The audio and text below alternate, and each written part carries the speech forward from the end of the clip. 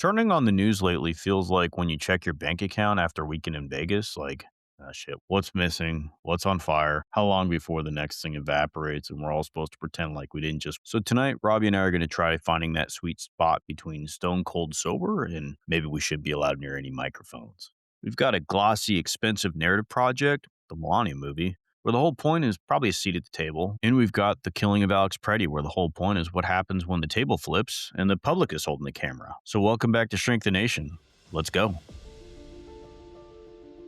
This is Shrink the Nation, a podcast for thoughtful, informed adults, preferably holding a drink and definitely holding a thought. The views expressed here are ours alone. They do not represent our employers, institutions, licensing boards, government agencies, bourbon distilleries, or most emphatically, our families. They've been very clear about that. This show is for education and entertainment only. Nothing you hear is medical, psychiatric, legal, or professional advice.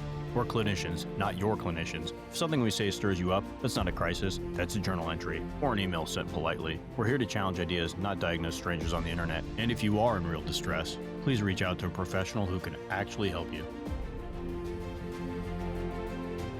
Hey, I'm David. I'm a board-certified psychiatrist with over 20 years in the military. And today, Robbie, I'm drinking along with you, although much less fancy. Elijah Craig Small Batch, which I am finishing off 94 proof, and yeah, it's so far so good. Hey, it's Rob, board certified psychiatrist, 26 years in the field, 30 years in the military. I tonight splurged.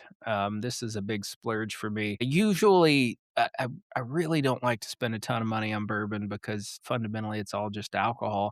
But Prefer White Claw anyway. Yeah, a nice White Claw. Nothing says classy quite like a White Claw. No, I got a barrel proof Elijah Craig. And for those out there in the audience, Elijah Craig supposedly, potentially invented bourbon, maybe.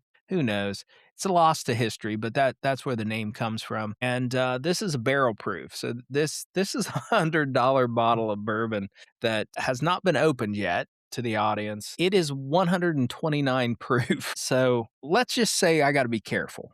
I have to be careful. If it's really tasty, it might be problematic for me. But at any rate, that's what I'm drinking this evening. Actually, I'm going to do the first pour right now. Let's see if we can hear the. Oh, did you hear that? No, Bummer. I saw it, but yeah, I mean, this is the Elijah Craig episode. Then It is. Father of bourbon. Let's do something special. we need to find that sweet spot between shit-faced and stone cold sober.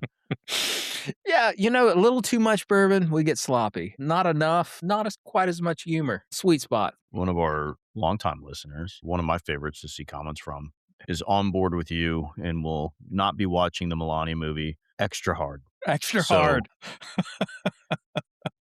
So thank you for that. Yeah, it warmed my heart. It did, but the movie is actually doing better than expected. Shut up. $7 million, bullshit, not better than expected. You're padding your numbers. You've made a bet. You're going to get beat. For a documentary first release, I mean, it was number 3 overall this weekend so far. It's January 30th, whatever it is. I know today's February 1st, but whatever the weekend is.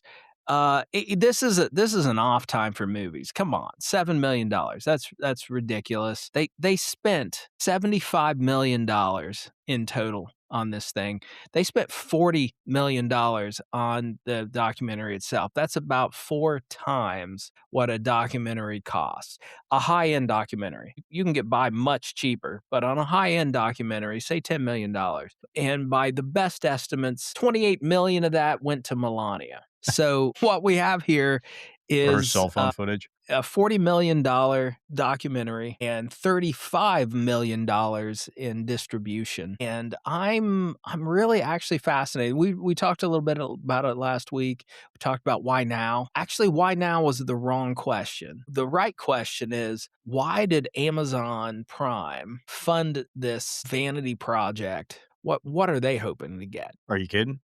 I mean, yeah. No, not kidding. Why would Jeff Bezos spend $35 million in advertisement, whatever, losing battle? Yeah. For this, I don't know. Why would he spend a couple $1 million to the Trump inauguration fund? And because he gets a seat at the table. Why wouldn't he? You talking about government? You get defense contracts? You nailed it. Yeah. This has nothing to do with the documentary. This has nothing to do with the No. subject. This has nothing to do with anything other than getting a seat at the table. So, yes, to our tens of listeners, I want you to try really hard not to watch this. Not because I want David to lose his bet. I mean, he's going to. No, I'm not going to lose it. And here's why. Yeah, we're totally lose So it. right now, I think it's been absolutely panned by critics who've seen this Yeah, as basically just being propaganda garbage. propaganda. There's a song they actually used We are twice in the Charlie movie. Kirk. No, they used one of Melania's favorite songs twice just because she likes it that much. Like Cinema 101, don't reuse your song. Don't reuse the song unless it's Tarzan and Phil Collins wrote the whole thing. But yeah, they How they did you use the pull same that song. one out? Tarzan. Phil Oh. Collins and Tarzan. How did that come out of your subconscious? When I was a teenager, I got a job working at Hollywood Video, which was a competitor to Blockbuster Yeah, back I in the day. remember. That's how old I am, right? Yeah. And for the entire time I worked there, the little children's corner movie, like VCR, didn't work. So we could only play rated G movies on all the screens. And for some reason Tarzan was the one. Tarzan was one of them. Mhm. Tarzan and Toy Story. Those are burned into my memory because they both have really obnoxious soundtracks that play endlessly through the entire movie. And yeah, so Tarzan and Phil Collins, just awful. Man, climbing into your subconscious is frightening. It's a scary, dark place. I Yeah. highly recommend not going too deep. Don't do it, Okay, folks. so it got absolutely panned by critics for being just right-wing Stupid? propaganda, but of the verified viewers, so the people who actually somehow, I don't know how you verify on Rotten Tomatoes that you've actually seen this movie, but apparently you can. It's got a 99% like rating by people who have seen it, which tells me that it is 100% MAGA people who are going to watch this movie. And as expected, they are 100% drinking the Kool-Aid. You know, I recently watched the Heaven's Gate documentary that came out a few years ago, and I'm wondering whether that Kool-Aid will include vodka and phenobarb at some point in this administration. For the general public, I think we're going to need vodka and phenobarb. Actually, all I know is that they purportedly made 7 million first weekend. Obviously, first weekend usually is your biggest seller. They're going to, have a few more weekends. They're going to pull in some more money. I don't think they're going to hit the 40 million. They're definitely not going to hit the 75 million that they actually invested in this thing. And then it'll go over to streaming. And of course, there'll be some residuals there and whatever. I have no intention to even watch it. So I'm even hesitant to make any further comments because I'm not going to watch the thing. It's propaganda. Yeah, no, there's a trend. There's been a trend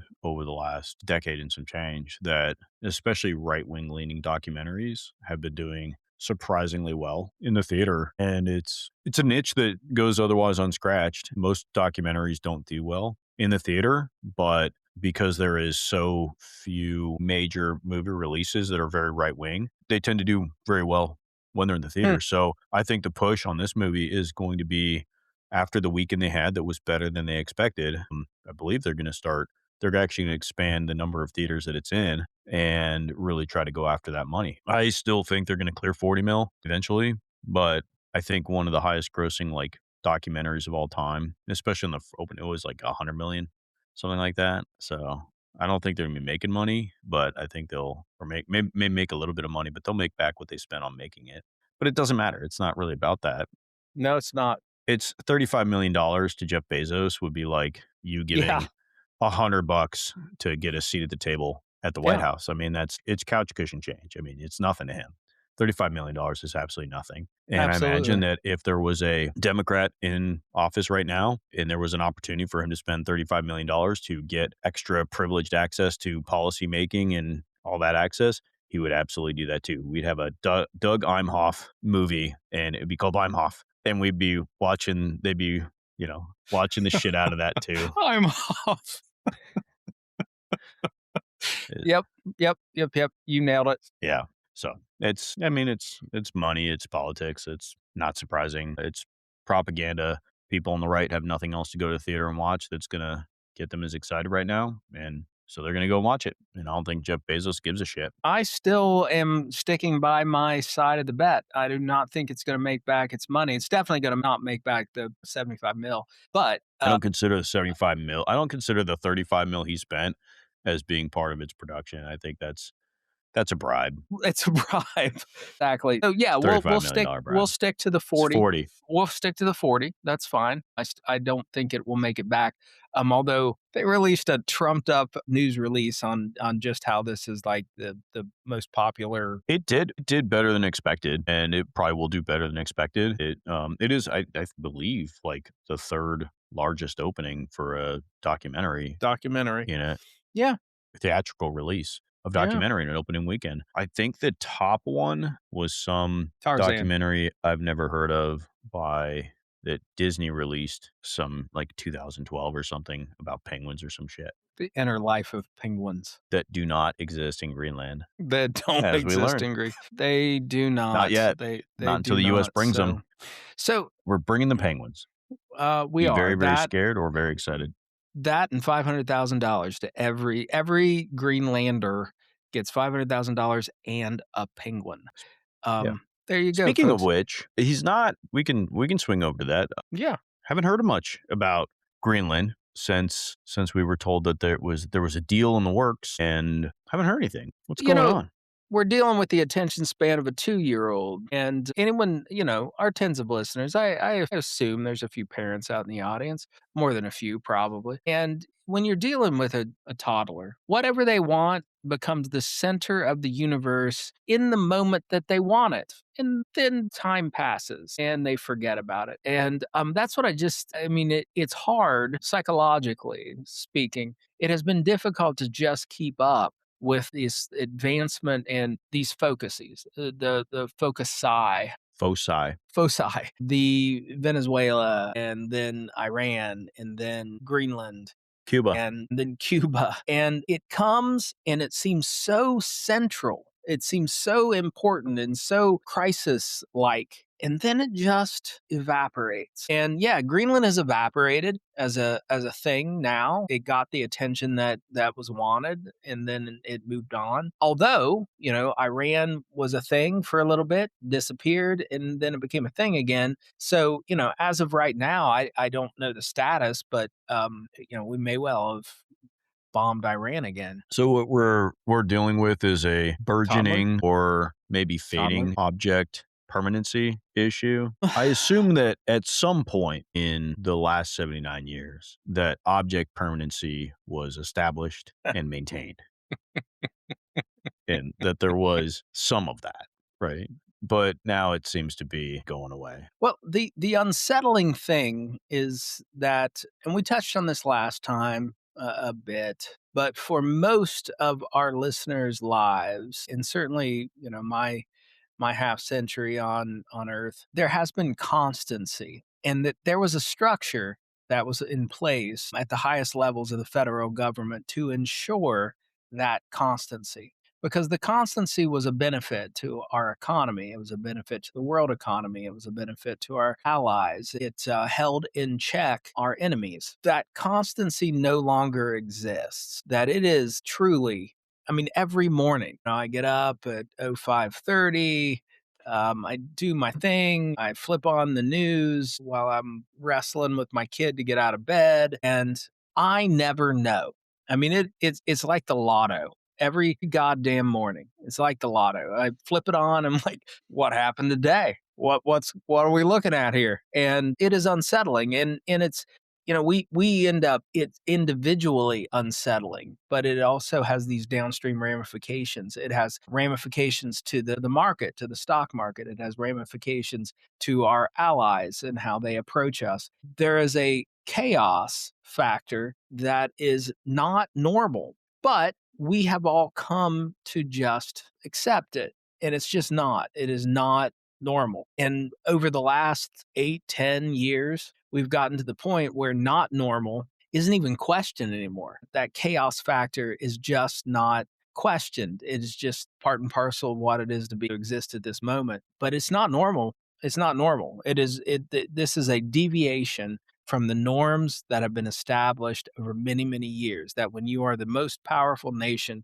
in the world, you owe it. With great power comes great responsibility. So, not to Spider-Man this up too much, but the responsibility that we held was that we weren't going to talk out of school. We were going to have a theme. We were going to be consistent. We were going to be measured. That doesn't exist anymore. It's really funny when you're saying this. I can't help but think that you're essentially describing the life of somebody with complex PTSD, Mhm. where they just get so used to dysfunction. It's easier to protect oneself. Describe complex PTSD to our tens of listeners who may not well have spent Yeah. much of Well, their life treating this. I was in the process of doing that, but thank you. All right. This is probably a bit different in that our country's been around for longer than, a couple of years. But when you're exposed, especially from an early age, to shifting trauma, could be little traumas, just getting yelled at frequently, to bigger traumas, being assaulted, attacked, beaten. When you mix that with periods of stability, generally brief periods of stability, but to the point where you're not really sure, am I going to experience a trauma today or later today, or is everything going to be fine? There's usually a cycle that sort of begets itself. Having a parent who is difficult to predict, as it were, but over time, we might consider somebody who has experienced that kind of extensive trauma throughout their life as having complex PTSD, which is a term championed by Judith Herman in an excellent book called Trauma and Recovery that she wrote in the 90s. And at the time, she was trying to get complex PTSD to replace borderline personality disorder in the DSM 5, but that was still pending coming out. The DSM is the Bible by which psychiatrists use to diagnose disorders. And so she wrote this book and was championing complex PTSD to be the term to replace borderline personality disorder. And your description of your mourning and just probably, and really just the country's experience over the last few years reminds me of that. The fallout of it, unfortunately, is that somebody with complex PTSD can be difficult to trust because they get so used to trauma that it's challenging sometimes for them to experience a non-traumatic world. In fact, that's usually when they come across you or I's presence, is when they've really struggled to readapt to a calming presence in life. And here's where we are. That much decade of time of the kind of chaos that we've experienced, and it probably goes back beyond that, the chaos of the news cycle, etc. But here we are, just accepting not normal. And maybe part of this is the scope of people's lives, that if you haven't had enough years and you can't reflect back to what the norm was for most of our history, and certainly since we'll say 1945, we've just accepted this, and it is similar to complex PTSD, which is tragic. I mean, it's just tragic that we nod our heads and we move forward, and we feel more than just a little powerless to affect this. With it, it's not just that you learn to survive in that system. You learn to thrive in that system of up and down trauma. You learn to get so used to it, and then you make it through it, but then you start to create that as well. And so I guess what we spoke about last time was that the rest of the world is getting, especially our allies, they're getting used to the fact that we're not reliable anymore. Yeah. And so they're having to change what they're doing to have their own consistency. But just like somebody with complex PTSD, that will get really uncomfortable for us because we're used to chaos. We thrive on it now. We're getting really good at it. And when they try to find stability for themselves, what happens? What happens when somebody who has complex PTSD gets into a relationship with somebody who isn't riding that roller coaster with them? Well, they don't trust them. They try to create chaos in their lives as well. They want them to experience the same thing, not because they're mean, but because that's what they're used to. And I'm getting a little worried talking about it now. Crap, what's Europe going to do when we're calling them up in the middle of the night crying, telling them not to leave us? I love you, baby. And then we're like, fuck you.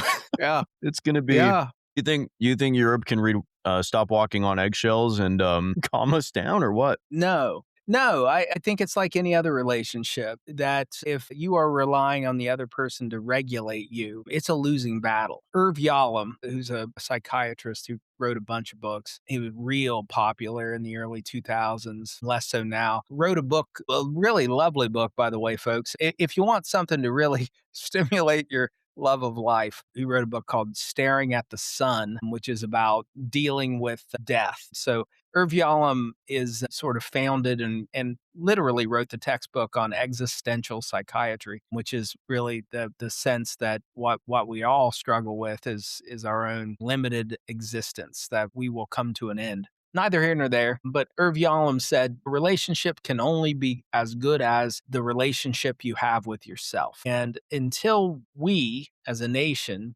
can coalesce, until there's some sense of cogence to our story, to our connections. When we are pulling from the interior out, we're not going to be able to have good relationships around the world. And it's really not their job to regulate us. What it ends up becoming is their job to regulate themselves, their job to protect themselves, and to make decisions for themselves. And what we had established for 70 plus years was consistency, predictability, which made us a fantastic partner. It made us a great partner. We were consistent. We held the line. We weren't a generator of chaos. And we are now that. We are a generator of chaos. So they have Well, to you just take care of described themselves. codependency, is what you described. For 70 years, we were in a codependent relationship with and controlling relationship with the rest of the world. Well, I don't know if it was that much. It was just that we were a solid partner.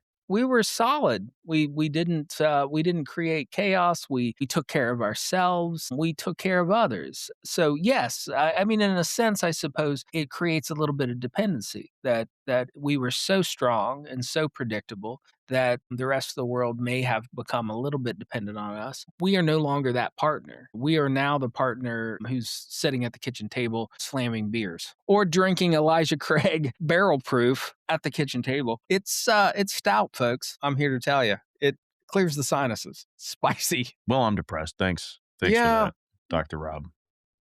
Well, Appreciate there's that. not a whole lot to feel great about right now. For our tens of listeners, what does one do when one has nothing external to feel real great about other than drink?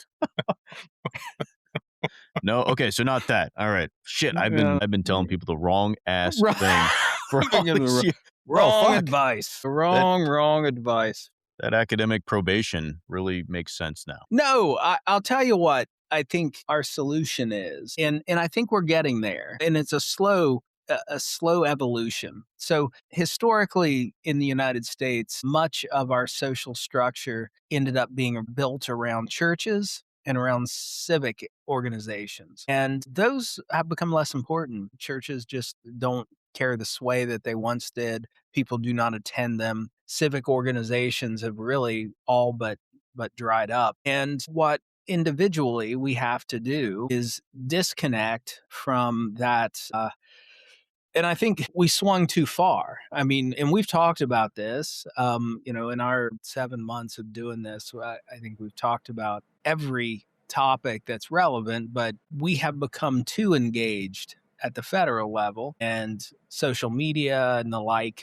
has convinced us that we are connected. I'm friends with the president on Facebook or whatever, Truth Social. But we have to now get closer to where we are and be controlled in our own lives. And I think, interestingly, I think the next evolution is that some of the organizational structure that once was provided by civic organizations and by churches, it's going to be in the workplace. That's the only thing that's left. And it's going to be up to these workplaces to create a structure and a social organization that sustains us, because we need that.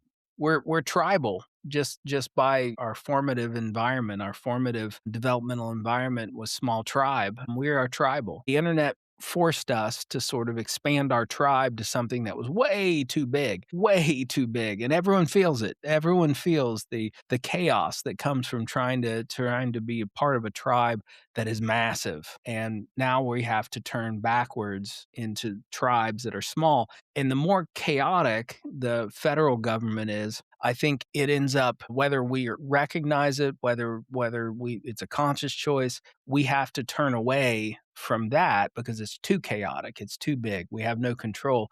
Plus, no one wants to look at Stephen Miller on the regular. At any rate, neither here nor there. We now, I think, as a people, are going to turn backwards locally and more tied in to that which we can contain. It will be interesting to watch this evolution in the coming, I don't know, years, five, Well, 10. don't you think we're kind of seeing that now with the protests against ICE, with the federal government attempting to implement a simple plan to deport millions upon millions of immigrants? We'll say that the simple Super plan. simple. Well, Simple plan. it was a simple idea: In theory, deport all immigrants, right? 1 million in a year. Each year, at least 1 million, right? Because we had tens of millions of immigrants who were here Bad illegally. hombres. But the plan was a simple plan. It was just get more ICE and deport them. Well, the reality is that the polls now show most people, majority of people, do not like the way that they're doing it. Once they start to see extrajudicial killings by ICE of American citizens, it really gets the local civic mindedness flowing, right? And so you're seeing these protests, but that's actually having upstream consequences where it isn't just Democrats now. It isn't just the one side protesting. It's community members who are saying, we don't want this. This isn't what we asked for, to the point where there are Republicans who are actually standing out and being upset and saying, this has got to stop. We need to change things. So, I mean, I do think we're seeing local impact. It's not like protests weren't happening before. It's falling back to smaller tribes. Something that I've actually found fascinating is that the thing in this latest killing that seems to have pulled in the right is the fact that this guy was carrying a gun. Mm-hmm. And the administration made some broad statements about how you can't carry a gun to a protest. Well, Man, over that the shit's last all over Kyle Rittenhouse, doesn't it? Exactly. We have a pretty rich history in the last 10 years in which carrying a gun into Starbucks, into Walmart, into Target became a thing. And there's a subpopulation, and a relatively significant subpopulation that's sacrosanct. Yes, you can carry a gun. You can carry a gun anywhere. You can carry a gun to church. And that actually seems to be the line that has pulled a significant portion of the right into this protest against these things, which, in and of itself, I find that interesting.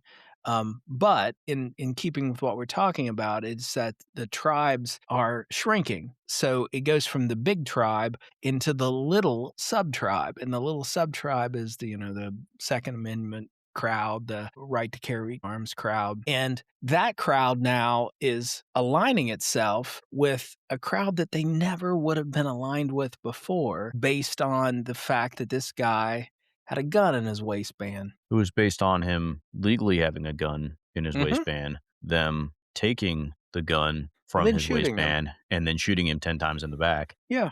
10 times. It's an inflection point in which libertarians and those who are pro gun end up having to make a decision, having to make a choice, and they diverge from the party line. So it was easy. It was easy to stay with that tribe right up until that wedge issue came in, too. So the fact that he had a gun in his waistband, the fact that he was carrying, actually ends up crossing lines and making folks who would not be allies, they're not natural allies, but now all of a sudden they are. The old small government wing of the Republican Party, which has always been very focused on government overreach, now they're engaged. The right to bear arms crowd is engaged. And they're now on the same side with these, left wing folks, which creates an interesting dynamic. And what, psychologically, the administration now is losing the consensus that it had. It's losing the power. Its group is starting to disintegrate. My speculation is that that's not going to be well tolerated by our administration. The administration, as it is very sensitive to losing public opinion. It's very sensitive to polls. It's very sensitive to not feeling like it has the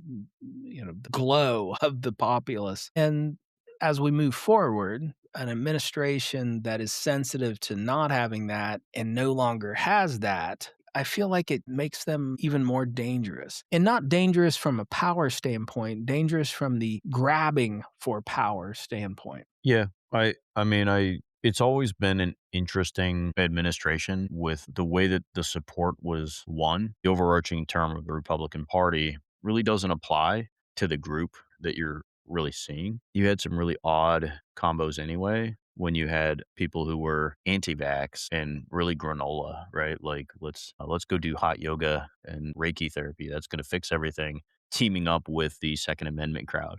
I mean, that just those two things didn't really go. But where they fit was in their not being accepted by those in power. And so I think that happens where once you have power, you stop really caring about the things that got you power. As long as, you just kind of go along your path. And I think we just keep seeing that happen.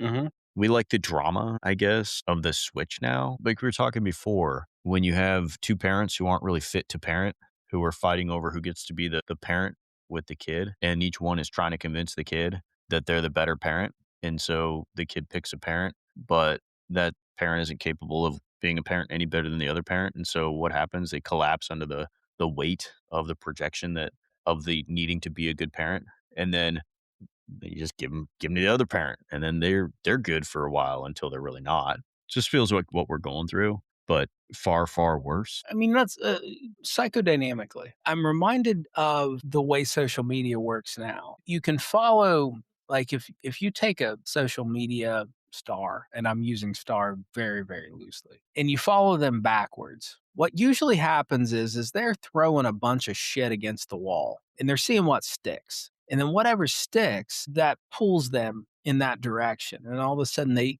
end up personifying something that is not them. It's not truly them. It's not their real opinion. They're personifying what is popular, what got the hits and the clicks. Speaking of folks, we need you to follow us on YouTube and hit like. Tell us what you like, and we will do more of that. But they follow what is liked. And then their persona is built around what is liked. And then they hit a point of popularity.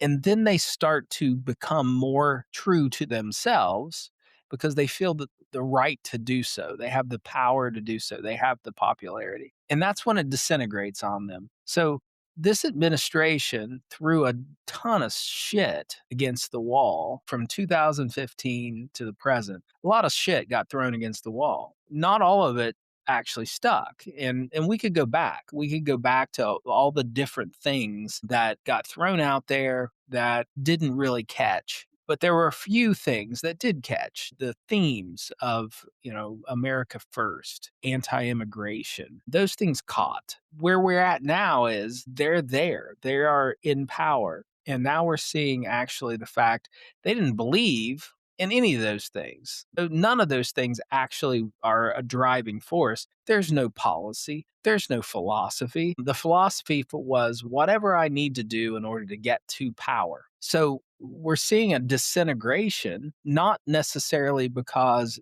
they are disintegrating. It's because they never were those things. They never were. They didn't believe in any of those things. They believed in getting into office. And now we're seeing this very disorganized approach to policy, approach to national defense, approach to international relationships, approach to domestic policy that is so disorganized because they didn't have any organization to begin with. It was just that there was slogans. It was slogans. We could just throw slogans, and whatever people cheered about, that became the slogan. And here we sit. And we've done this to ourselves. We have absolutely done this to ourselves. As a populace, we bought slogans. We bought shit that stuck. We bought Sticky shit. sticky shit. We bought the stickiest of the shit. And it actually, I find myself getting angry about it. I'm frustrated that we're that naive as a population. We're that naive that we bought the sticky shit. Whatever the stickiest of the shit, we bought it. It's ours. Hands full of it. Yes. I get the frustration, certainly, but I also see why the cognitive dissonance that goes along with sticking with it at that point. It's like, well, I bought it, so I'm going to go with it. It's amazing how far along people will go. What's really interesting to me, though, is that when you have single issue voters who buy into something because of that one issue, what's really surprising to me is that there does seem to be a point at which they will forgive everything else, right? Like the Second Amendment folks, they will forgive every other misdeed, every other flaw that this administration shows. But the second that one issue isn't there anymore, they're gone. That is fascinating to me. It's really fascinating. I'm surprised by that. When you've bought into something and you're taking the whole and you're saying, I'm cool with the idea of taking Greenland. And a shockingly large number of people were. I mean, it was like in the 30% of people One polled out of were three like, Americans were ready to take Greenland, we're folks. by force, by military force, they were cool with taking Greenland. With all the downstream consequences. We're at war with NATO now. Yeah. A decent percentage of Americans were totally cool with going into Venezuela and taking their leader and bombing boats for no apparent good reason. We're cool with all of that. Have we But bombed any boats lately, by the way? Did we stop that? I don't know. It's not news anymore. Actually, I don't think we're doing it. I don't think we are. I think we stopped Once bombing we captured all boats. the oil, yeah. We don't But care nobody about cares the about that. 25,000 Americans that die every boat that gets. Yeah, it wasn't that the guy got shot that made them turn on the administration. It was the administration saying, well, maybe he shouldn't have brought a gun to a protest. They didn't give a shit about him getting shot. They didn't give a shit about any of it. But this one issue turned them all off. Yeah. And I have a hard time wrapping my brain around. Well, let me reframe this for you in a clinical sense, because you've sat with so many patients in your career. How many people end up narrowing their world down to single issues? How many folks that you've seen come in with a really narrow perspective, largely because they can't hold the bigger perspective? It's too much. It's too overwhelming. I can't consider all things. I can only consider a thing, and then I can take everything else and put it in the context of that thing that I'm holding that is sacred, sacrosanct. Yes, that's the word. To me, man, to the audience, I poured a single drink and it is 129 proof, and it's Giving you fits. Oh boy, it cleared the sinuses. It affected my diction. So there we go. I'm setting it aside, actually. It's too much. Okay, so going back to Heaven's Gate, talk about, because that's timely. Right. There was very a point timely at which there was voluntary castration being done. That was the point at which several members were like, all right, I'm done. I'm good. I've been here fuck this. I'm out. I've been here for 18 years. I'm out now. I got the haircut. I'm wearing the black Nikes. I'm wearing all the is black good. shoes. We can kill ourselves. Awesome. But I'm not cutting my nuts off. But the castration, I'm out. This is what worries me though, too. And because I have a point, was that once they were like, well, maybe the castration isn't required. They came back. It was so what? So is the Second Amendment the castration point? Is that they're like, what are they going to do? Because they're going to bring them back. Once you've gotten this deep, you'll have that maybe that moment of that crosses a line. But then when the person walks it back, then you're just right back on board. You're ready to ascend to the next level. You're going to drink the Kool-Aid. Because the inclination is to be there to begin with. So when they cross the line, these are the lines that people draw. And again, the world's super complex and not everyone, not most people, this is normal. that it's too complex. So you do have to distill it down to something, the few things you can hold on to. What can you hold on to? What can you use as an organizing principle for your world? But that does put you into a zone, and they cross the line of, let's say, gun rights. If they walk it back effectively, then these folks will absolutely feel much more comfortable falling back in line there, much more comfortable. The question is if they do walk it back effectively. Yeah, To this point, I've not seen any efforts to do that. no, I think they will. Oh, they'll try, but it won't be 100% that comes back. No. It'll be a high percentage, but not 100%. And this is how you lose the faith of your following, is that you whittle it away. It's not lost in a moment. It's lost over time when you make these transgressions and you walk it back and you pull back another, the 80% of those folks come back. Fine. But 20% don't.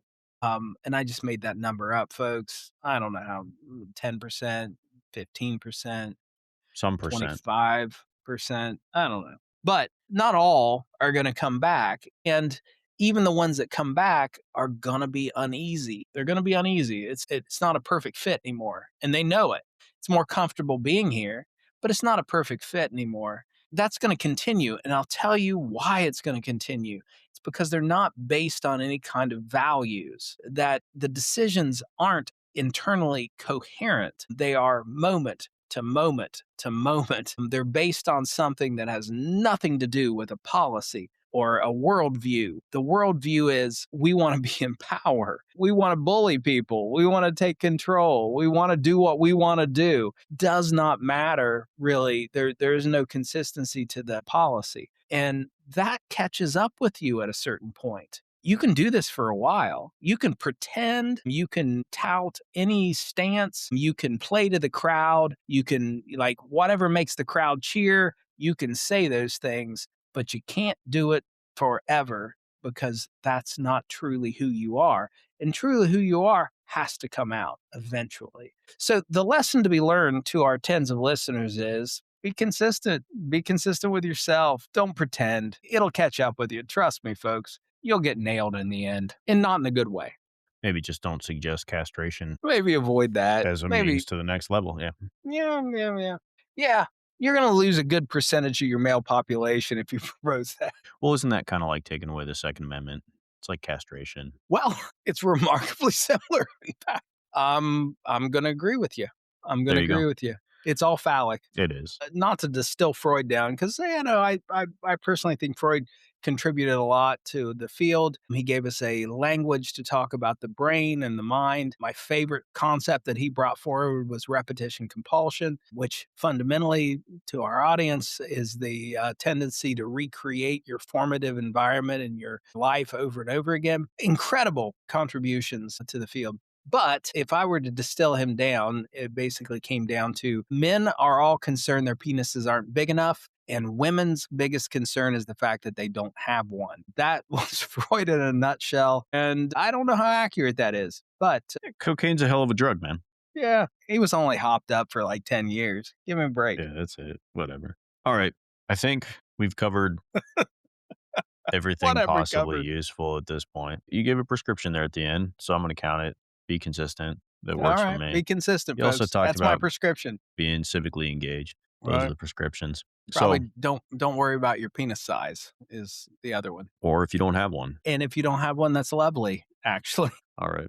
Well, thank you to everybody who stuck around for this very odd episode of Shrink the Nation. Go ahead and check out our YouTube. We're being a little bit more active. We're releasing a shorter video every day if we can. We're actually getting better at video editing, which I think will probably not make a goddamn difference, but we're getting better at it. Hit like. And for those of you, the tens of you who listen to us on our YouTube channel, we're going to be switching our podcast over to Shrink the Nation Pod. And we're going to keep the rest of our videos on Shrink the Nation. But for those of you who listen to our podcast anywhere else, it's not moving anywhere other than on YouTube. That's it. Anything else, Rob? No, I think we've covered it, and I think you summed it up nicely. This ends up being potentially the weirdest episode that we've done Absolutely. thus far. You got to get weird sometimes. Sometimes. Ending with Freud. So, all right. Well, let's keep that music, and we are out.